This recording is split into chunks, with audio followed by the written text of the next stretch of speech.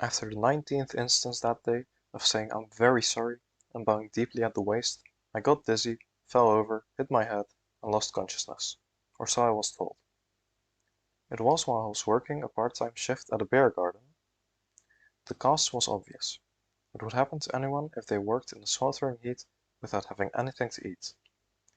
Recklessly, I walked myself back home to my apartment after that, but my eyes felt as if they were being clawed out of their sockets, so I ended up going to the hospital anyway. By taking a taxi to the emergency room, my already dire financial situation got even worse. On top of that, my boss told me to take some time off work. That meant I had to cut back on living expenses even more, but I didn't know what there was left to cut. I couldn't even remember the last time I had a meal with meat in it. I hadn't trimmed my hair in about 4 months, and I hadn't bought a single piece of clothing since the coat from 2 winters ago. I hadn't gone to hang out with anyone since starting college. I had reasons that I couldn't ask my parents for help.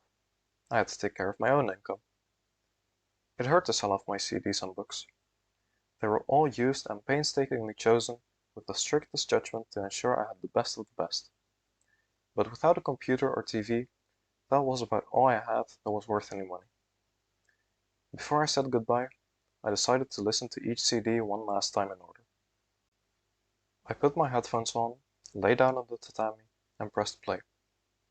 Then I hit the switch on the room fan with blue blades that I bought at the second-hand shop, and I periodically went to the kitchen to fill my cup with water.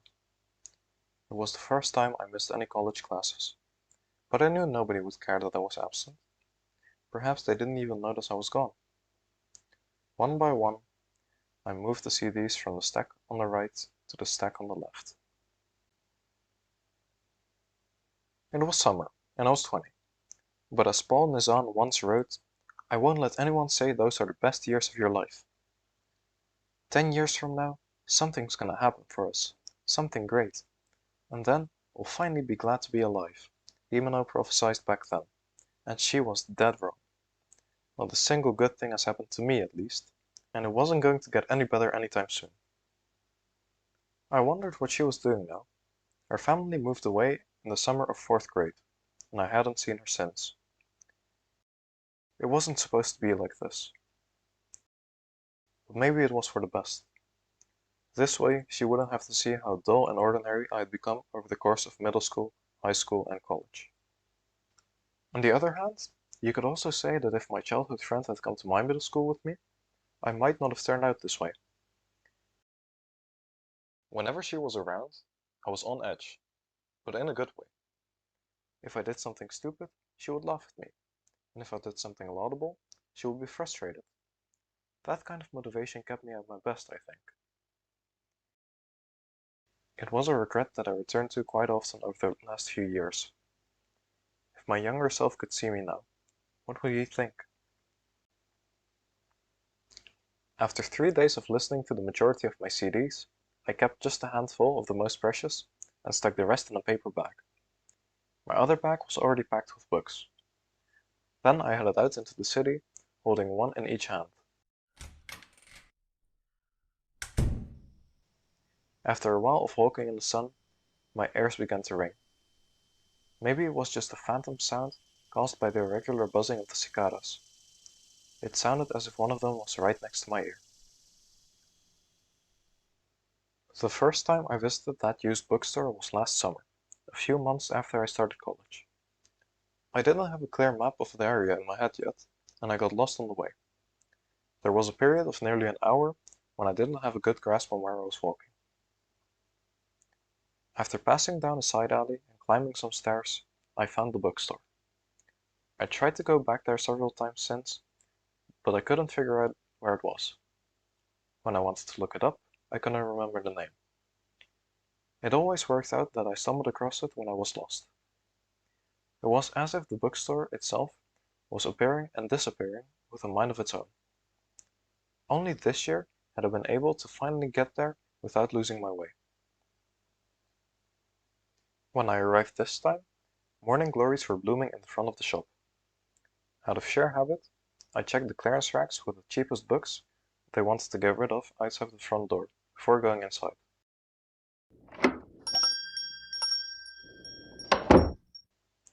The interior was dimly lit and smelled like aging paper. The sound of a radio was coming from the back. The aisles were so narrow that I could only get through by turning sideways. At last I called out to the shop owner, a timid-looking wrinkled old man, who peered out between stacks of books. The old man never flashed a smile at anyone, no matter who you were. When it came time to check out, he just stared down and murmured the price as he read it off the sheet. But this day was different. When I told him I was here to sell books, he actually lifted his head and looked me straight in the eyes. I could definitely sense something like shock in his expression. I suppose that made sense. All the books I was selling were the meaningful kind you wanted to keep around, even if you had read them dozens of times already. Giving them away would be an incomprehensible act to an avid reader. "Are you moving or something?" he asked. I was surprised at how clear his voice sounded. "No, I'm not." "Then," he said, eyeing the pile of books before him, "why would you do such a wasteful thing?" "Paper doesn't taste very good, and it won't give me vitamins." The old man seemed to understand my joke. "So you're hard up for money," he said with a scowl. When I nodded, he crossed his arms and said nothing, thinking it over. He decided to go ahead and sighed. "It will take about 30 minutes to assess them," he said, and then took the books into the back. I went outside and looked at the faded bulletin board along the street. There were posters for the summer festival, a firefly viewing event, stargazing, and a public reading. From over the wall, behind the board, came the familiar scent of incense and tatami mats, human body odor, and wood. Wind chimes rang from a distant house. When the old man was done judging the worth of the books, he handed me about 2/3 of what I was expecting and said, "Hey, I've got something to say to you." "What is it?" "You need money, right?" "Well, that's nothing new," I said, deflecting the question, but it seemed to satisfy the old man. "Listen, I have no interest in finding out how poor you are or how you became so. I just have one question for you," he said. After a pause, he continued. "Do you feel like selling your lifespan?" The unexpected sentence delayed my reaction. "Lifespan?" I asked, trying to confirm what he meant. "Yes. I'm not the one who will buy it, actually, but you can sell it for a lot." I might have blamed my ear for mishearing due to the heat, but it wasn't hot enough for that. I thought it over. My initial conclusion was that the old man's fear of aging had caused his brain to go soft. Upon seeing my expression, the shopkeeper said, "I don't blame you for thinking I'm pulling one over on you. I wouldn't be surprised if you think I'm senile. But I would suggest playing along with this daft old codger and going to the place I tell you about. You'll see I'm telling the truth." I took his story with a grain of salt, but it boiled down to this. On the 4th floor of a building not too far from here, there was a business that bought and sold life. The price varied by person, especially with regard to how fulfilling the life you would have led in that time was going to be. I barely know the first thing about you, but from what I can see, you don't look like a bad guy, and your taste in books is admirable. Maybe you'll be worth something. It brought to mind the memory of that old class on morals in my elementary school years. According to the man, you could deal not only your lifespan, but also your time and health. "What's the difference between lifespan and time?" I asked. I guess I don't really understand the distinction between lifespan and health either. "Don't know the details. I've never sold anything to them. But you know how some people who are extraordinarily unhealthy manage to live on for decades, and some perfectly healthy folks just up and die?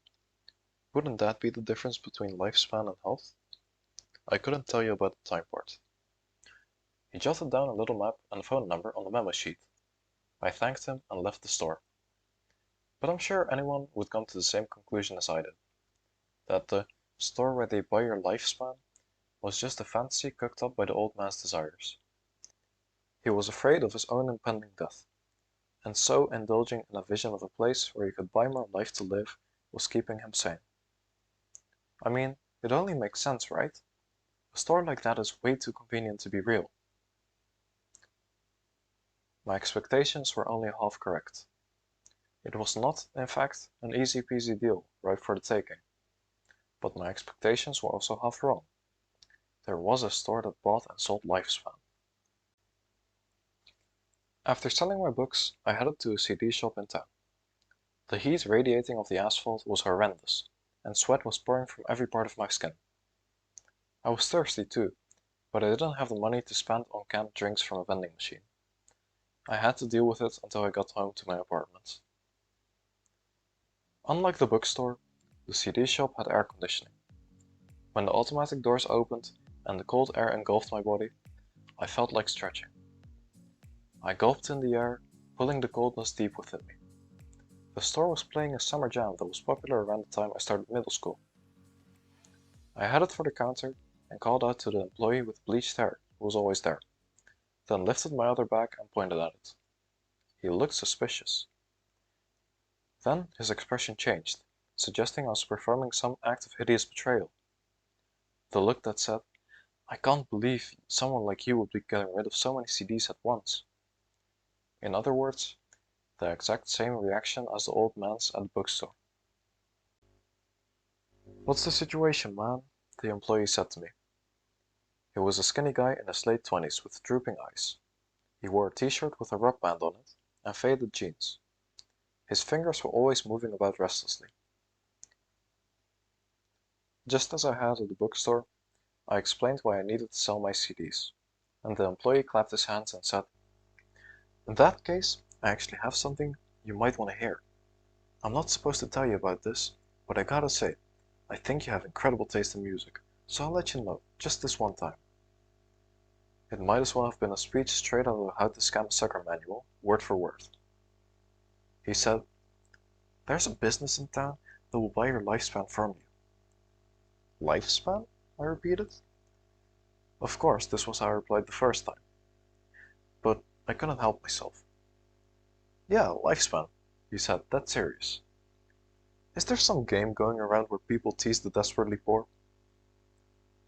I was thinking about how to respond to this when he launched into a quick explanation. It was largely the same as what the old man at the bookstore had said, but this guy claimed he actually had gone through with it.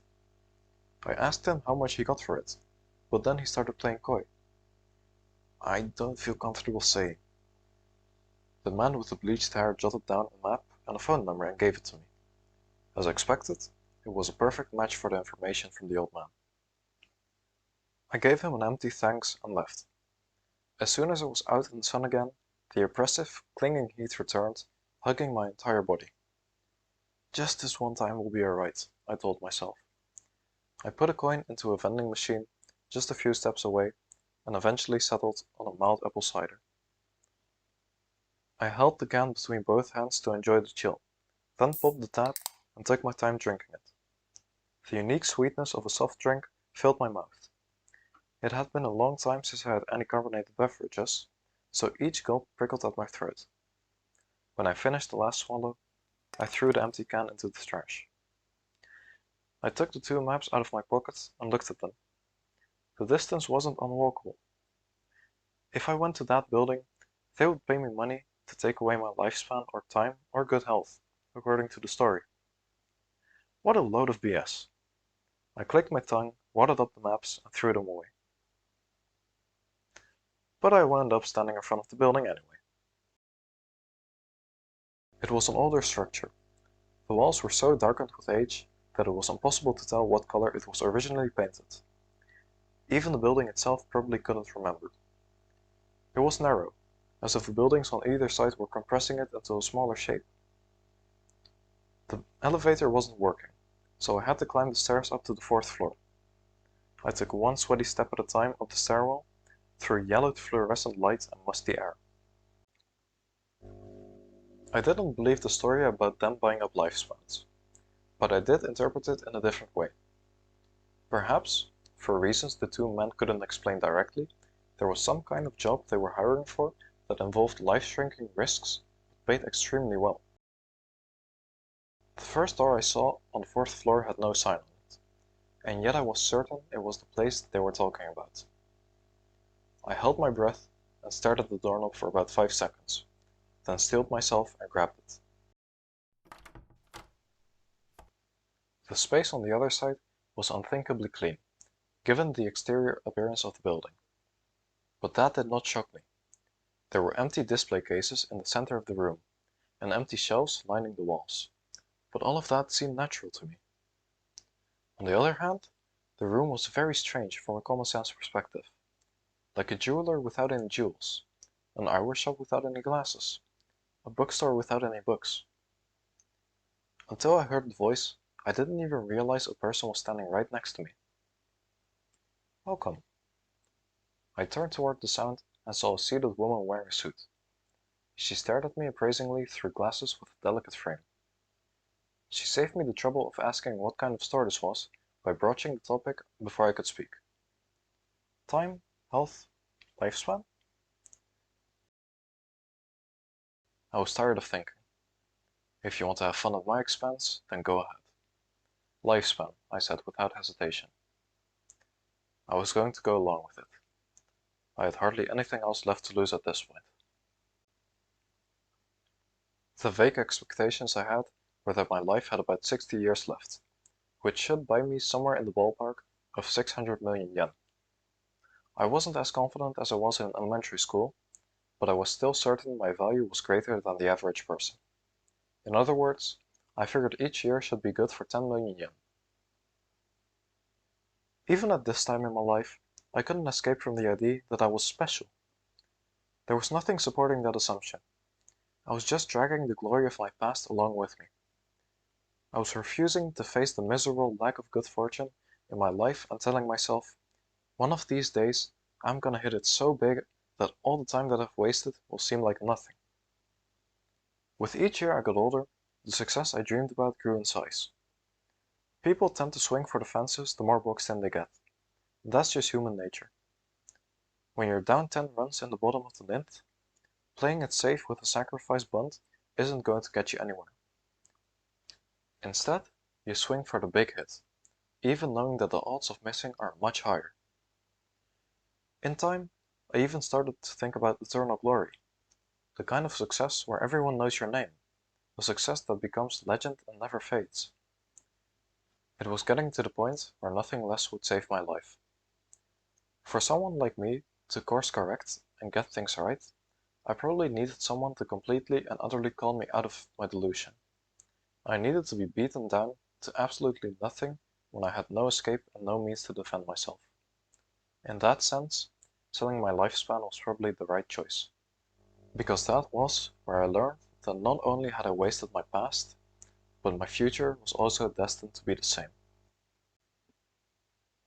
Upon closer examination, the woman in the suit was quite young. In terms of her physical appearance, she was probably somewhere between 18 and 24 years of age. She told me the examination period would last about 3 hours. She was already typing at the computer next to her. I figured there must be some kind of tiresome paperwork involved, but she said I didn't even need to give her my name. And in just 3 hours, she would know the value of the supposedly priceless life I had left to live.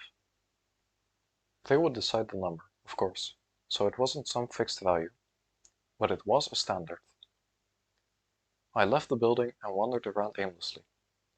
The sky was getting a bit darker. My legs were exhausted. I was hungry. I wanted to find a restaurant of some kind where I could sit down and rest, but I didn't have enough money to do that. Luckily, I found a 7-star cigarette and a 100 yen lighter on a bench in the shopping district. I looked around the area, but didn't see a likely owner.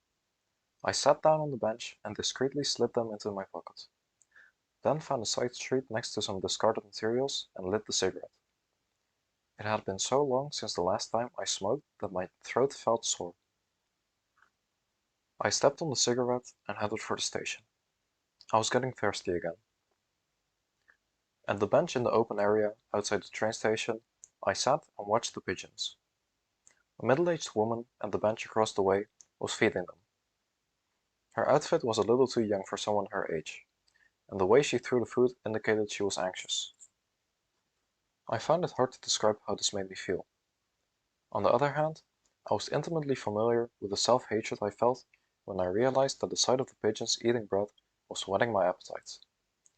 If I was any hungrier, I might be down there scrabbling for crumbs with the birds. Please let the price be nice and hefty, I thought. Like most people do when their goods are being assessed, I tried to keep my expectations low. My initial guess was 600 million yen for my lifespan, but I decided it was better to go in looking at the lowest possible number so I wouldn't be disappointed when I got the estimate, even if it was on the low side. The number I arrived at was 300 million yen. When I was a kid, I thought my life would be worth 3 billion yen. Compared with that, this was a very humble estimation. But I was still being naive about my own low value. I remembered how Himeno said the lifetime earnings of the average Japanese salaryman was 2 to 300 million yen. But I had forgotten that immediately after the gloomy classmate with the depressing future started talking, I thought, sure, if I had a life like hers, I wouldn't put a price on it either. I'd probably have to sell it at a loss. I went back to the store early, sat down on the sofa, and was starting to nod off for a bit when a woman called me by my name and woke me up. She had finished her assessment. I heard her say, "Mr. Kusunoki," but I didn't remember telling her my identity at any point, or showing her any form of identification. She had the means of learning such things apparently. There was something about this place that was indeed beyond the bounds of normal understanding. Despite the odds, by the time I returned to the building, I had decided to believe in the incredibly dubious idea that someone could buy your lifespan for money. There were a number of complex interlocking factors that influenced my view, but the strongest was that woman. Maybe it was illogical to get such an impression about someone you had just met. But I felt there was no lie in whatever she did. I could just feel it. There are people who simply despise dishonesty, regardless of any notion of righteousness or morality, regardless of even their own personal gain or loss. She was one of those people, I sensed. When I looked back on this moment later, it was easy to see just how poor my instincts have been. Returning to the topic of my appraisal. When I heard the woman say the number 3, my face momentarily betrayed the part of me that hadn't given up hope, or so I came to understand later. I reacted honestly and instinctually, confirming that my childhood guess of 3 billion really was correct. The woman saw my look and awkwardly scratched at her cheek with her finger. She seemed to think that it wouldn't be right to tell me the results this way. Instead, she glanced at the computer window, typed something on the keyboard, and placed the printouts on the counter. "This is the result of your appraisal. What is your decision?"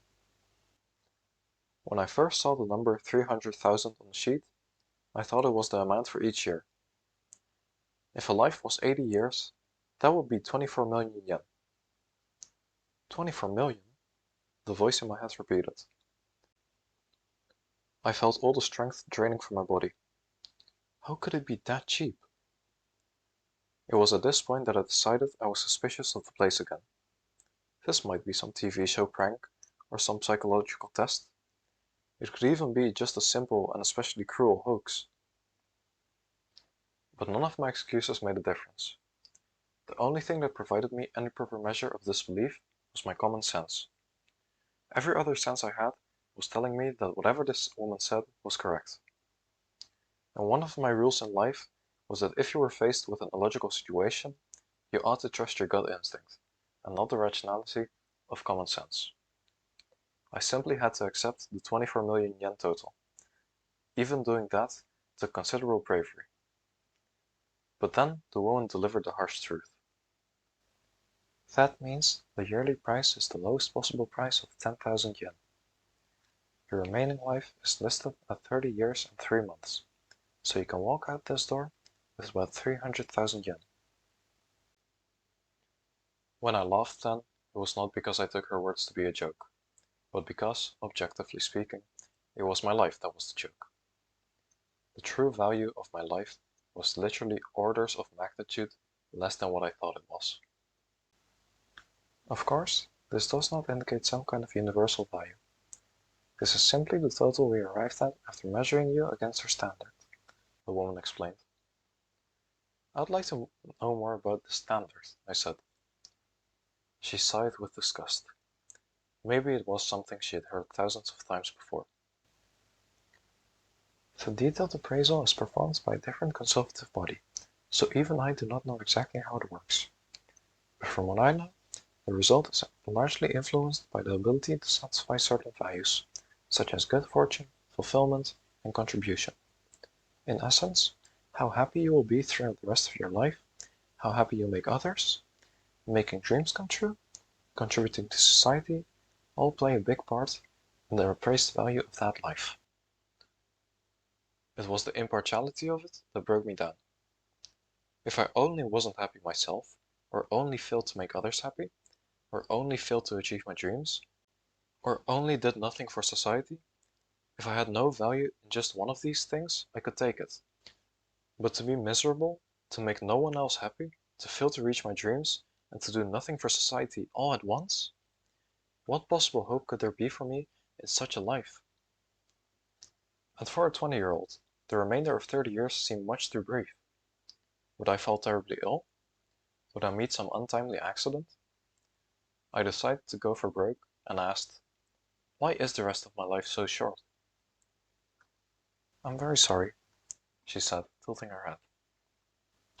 But any further information can only be revealed to the customers who choose to sell either their time, health, or lifespan. I stared at her forehead and considered this. Give me a minute to think it over. Please take your time, she said, but from the tone of her voice, it was clear she wanted me to hurry the hell up. In the end, I chose to sell all remaining 30 years, leaving only 3 months. After a life of working dead-end jobs and selling my last priced books and CDs, I had lost all resistance to the idea of liquidating everything I had for cheap. While the woman read off every last part of the contract for me, I simply murmured to indicate I was there, but my mind was empty. When she asked if I had any questions, I said, not really. I just wanted to wrap it up and get out. Out of the store. Out of my life. You can perform up to 3 transactions in total, the woman explained. That means you have 2 more opportunities to buy or sell lifespan, health, or time. I took the envelope with my 300,000 yen inside and left the building. I couldn't begin to guess how they did it, but I did indeed feel as though I had lost my future. It was as if something that had filled me to the core had been 90% removed from my being. Apparently, chickens can run around for a while after their heads are chopped off, and this felt close to that. You could have called me a corpse. Now that my body was all but certain to die before I turned 21, it was much more impatient than a body that intended to live to 80. The weight of each passing second was much greater. When I expected to live to 80, I always had that unconscious arrogance of knowing that I had 60 more years left in me. Now that 60 had just become 3 months, I was plagued by an insistence that I always had to do something. But for now, I just wanted to go home and sleep. I'd been walking all day and I was exhausted. I could think about what to do once I had slept all I could and woke up refreshed. On the way home, I passed a strange man. He looked to be in his early 20s, and he was walking alone with a huge smile on his face, as if he couldn't contain his joy. It made me furious. I stopped by a liquor store in the shopping area and bought 4 cans of beer, then found a street cart nearby, where I ordered 5 skewers of yakitori chicken. I ate and drank my fill on the way home. I had 3 months left. There wasn't a need to watch my money anymore. It had been a long time since I last had alcohol. Maybe it was a bad idea when I was feeling down. In any case, I got drunk very quickly, and not even 30 minutes after I stumbled home, I was vomiting. That was how my last 3 months started. It was about as bad of a start you could get.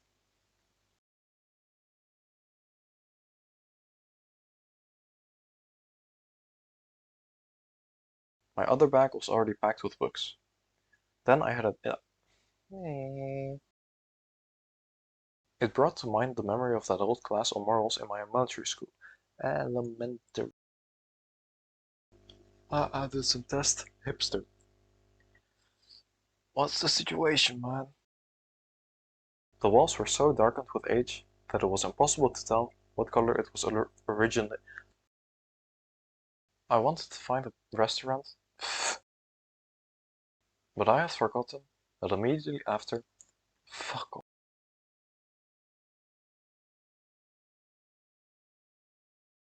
Kuni kuni.